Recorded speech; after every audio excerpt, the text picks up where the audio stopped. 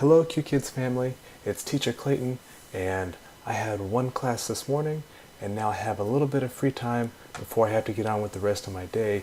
So I thought I'd make a video on some stuff that I've seen some questions about here on YouTube and in other forums that I'm in on the internet. So what we're talking about today is student to teacher critiques and teacher to student critiques. So it goes each way. The student or the student's family can critique the teacher, and then the teacher has the opportunity to put in a word about the student. So, pulled up here, first I have, this is how you will critique the student. So at the end of every lesson, you have the opportunity to evaluate each student. So I've blurred out their faces here, but you can see that for, let's go to Ken on the second one. You can give Ken an overall grade of A, B, or C. And that's just like the letter grade that we might receive if we were in, or if you were in high school or grade school or something. And then we have participation. So the participation grade is on a 3-star system. 1 star for did not participate very much, and 3 stars for full participation. Okay, after that we have learner attention. And we have 4 choices: hardworking, focused, average, and tired. I find that if they're hardworking, they're also usually focused, so you can select 2. You could probably select all 4, but if they're hardworking, they're probably also not average or tired. So you can select all of those things. And you can't see the rest of them, so on the next 2, we'll skip over to Lily. I have scrolled down. Here we have things to notice. Were they off task? Sometimes they'll have something that they're playing with, or they're showing pictures or something to the screen. So that could be one way of being off task. Family interruptions, that typically comes in the form of little brother, little sister, or mom or dad. What else do we have? Late and incomplete. Of course, sometimes they show up 5 or 10 minutes late, or they might leave the class early. Technical difficulties, if their their camera or their microphone's not working. That actually happened to me a couple days ago. There's actually something wrong with the Qkids platform, and it kept disconnecting despite everyone having full internet connectivity. There's also, here's a couple, I think these are important: the check lower or check higher. Check level lower, check level higher. So if you think that the student is not up to the level that you're teaching at this point, then you can choose check level lower, and they'll go back and they'll reevaluate the student.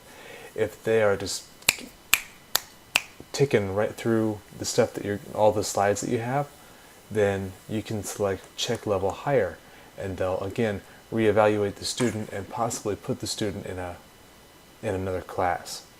And then there's inappropriate behavior. I don't know that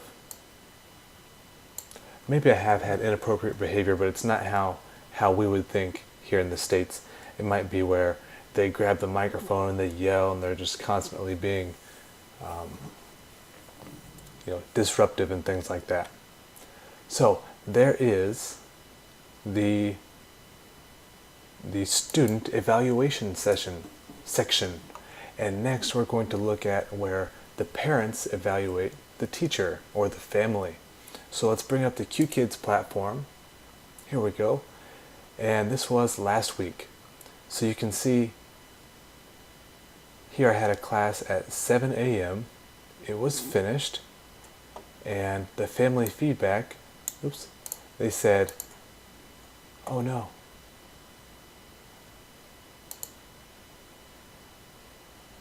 Here we go. We had sound control and quality and approachable. So you see how these are in green. That means that they said good things about it. And also, if you have good reviews, then in this column, it's called performance bonus, you will get a little thumbs up.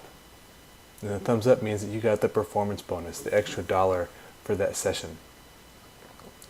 So it goes, we have just these 4 or 5 different columns, and you can go down and you can see what each of the different families said. You'll notice here that they didn't say anything. And if the family doesn't say anything, then it defaults to the teacher's benefit. So even if they don't say, oh, this teacher was great, or if they don't say, this teacher was bad, if they don't say anything, then you still get the bonus. So those are all positive feedbacks. Now let's go next.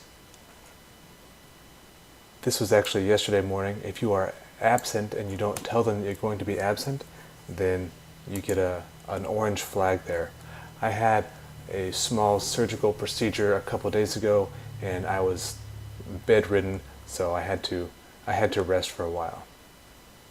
Okay, going down, we have, here are some green positives and a couple orange negatives.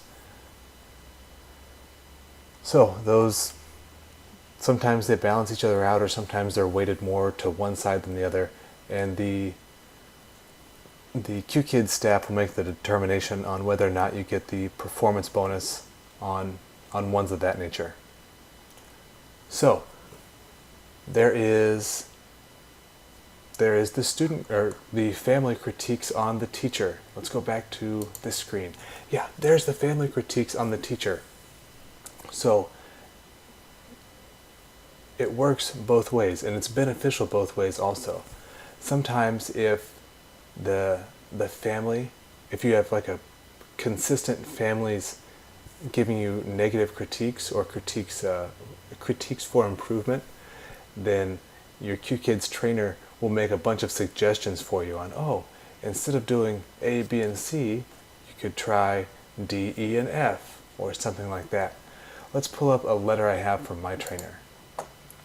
So this letter was from coaching team.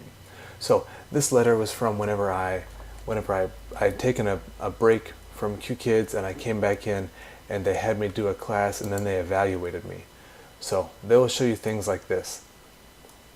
Thanks for your previous class. It's great to see you've used lots of prompting gestures and kept slow speaking speed to get students to follow and provide corrective feedback and timely support. So there are the good things. You can keep this up in your next lesson. Here are some targets or approaches that I recommend on my observations and professional judgment. Let me know if they help. Fun repetitions are still needed and might have known how to read, especially in the learning sections, such as magnify for new words. Teachers can guide students to read fully in an idiomatic manner or in different ways to add fun. So you can read slowly, fast, whisper loud. And let me flip back to the screen. I found that students really like that. If you read really quietly, go outside, fly a kite, and then you say, jump in puddles, and wave your arms and be crazy, then they really like that kind of stuff. So she's absolutely right on that one. Let's go back down. Diversified intonation with pitches. So again, you can switch back.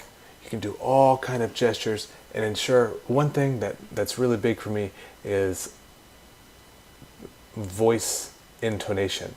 So instead of saying, oh, great job, and everything is all monotone like this, it's important that you, great job, and oh, I can't hear you, and you use lots of different tones and pitches in your classes. What else do we have? Address the student names a lot. So instead of just teaching to the class as a whole, if you say, oh, great job, Andy, or Ruby, I can't hear you, can you speak up?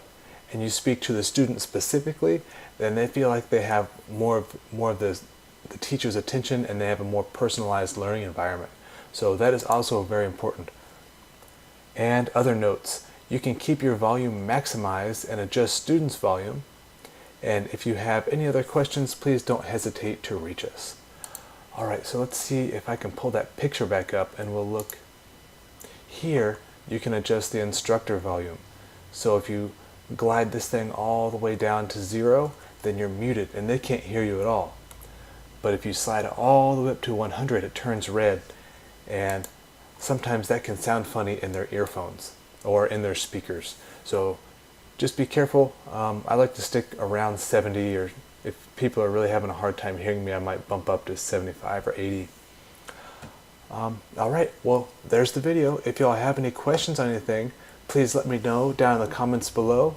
And if you are just getting into Qkids and you found this video helpful, I'll put on this side, I'll put my referral link or my referral code. You can use that. And also, don't forget to subscribe down below to these videos so you can see them when they first come out, and maybe I'll say some more stuff that's useful for you. Alright, thanks everyone. Happy teaching and have a great day. Goodbye.